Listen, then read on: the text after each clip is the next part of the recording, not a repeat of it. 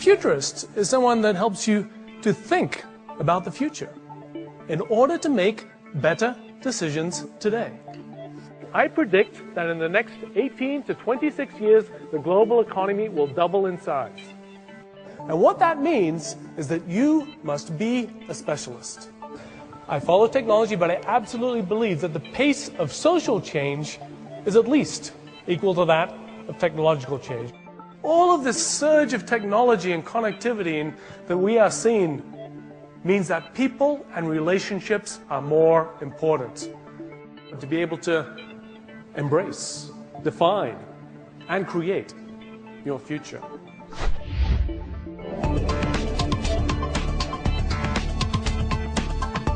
Who we speak to, where we go, what we do at all times, covered better than any other news media through Twitter. Well, my definition of a futurist is someone who helps people think about the future to make better decisions today.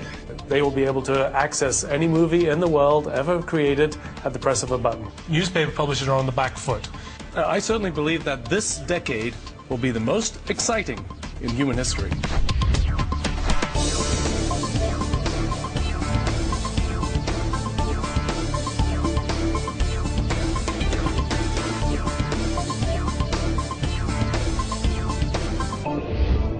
Anybody heard of Blippi? Well, you should, because this is where you can share all of your credit card purchases. So it's a social network, but instead of sharing what am I doing right now, it's just giving everybody, or just your friends if you want, everything you've purchased on your credit card. Now, we've invented this word oversharing, because back since before LinkedIn or Facebook or any of these other things existed, I wrote a book called Living Networks, which anticipated the rise of social networks. So I've been kind of expecting this, but I've still been surprised by how much we want to share. This is a grand experiment. We have discovered quite how much humans want to share, and in fact, as far as even their credit card details. And it's because they want to show off or to get some comments on what they're buying or whatever it is. And so these are the ways we are discovering how much we are sharing. And from that comes, what others call the global brain, where the people on the planet are like the neurons in the brain. We are now so richly connected together, the signals, the ideas, the things that we throw around, that we are indeed part of this higher order intelligence. We are creating things which are beyond ourselves. And the way we are doing that is through what we are sharing. So how many people here have been to Las Vegas? Whoa, just about the whole crowd. What I would expect from a bunch of fun-loving travel agents able to travel cheaply and at will. And if you've been to Las Vegas, you'll know that there's a world of delights there, a lot of free entertainment. You can wander along the strip and you can see Caesar's palace, and there you've got a statue of Caesar which comes to life every hour and speaks to the crowds.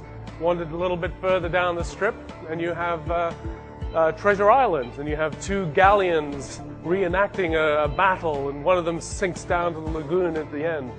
You wander a little bit further down and you've got the volcano erupting every hour on the hour, just spectacular explosions of flames into the sky.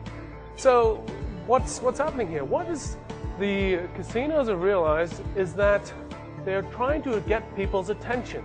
And when they have people's attention and they come along and step out outside their casino, then they just might walk into the casino and leave the contents of their wallet in their welcoming coffers. This illustrates what we call the attention economy. The one scarce resource today is attention. Now I've got the latest generation of robotic toy here, and this is Pleo the robot dinosaur. Hello, Pleo. And I was recently interviewed on the Today Show and just showing off this. And this is a wonderful little robot where it really responds to your patting and the way you stroke it. You can learn over time. It's got a little camera so it can see things. It can hear your voice. It wanders around. It's very happy. And if you look at the woman on the Today Show, you can see that she starts to fall in love with Pleo, because it's something which we can actually engineer. We can actually create things that we emotionally engage with, becomes part of our lives. And what I was saying on the Today Show here is that we will have robotic pets. It's not as if we're going to send off all our cats and dogs immediately, but we will choose, whether we got allergies, because we can switch them off when we go on holidays, and for all sorts of other reasons, we will start having robotic pets. And these are things that we engage with. And this is the first generation. And look at the way she's falling for it. She absolutely falls in love with it. Now, what is also a really interesting thing, that in a little segment after this Today Show was on, the male host held Cleo up by the tail.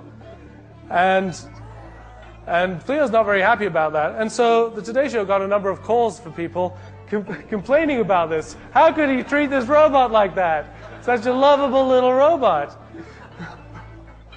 And that's the reality, is that we can get emotionally engaged with robots. And that's all right. I really love you. Don't worry. The last word should probably go to one of the great people of the last century, Albert Einstein.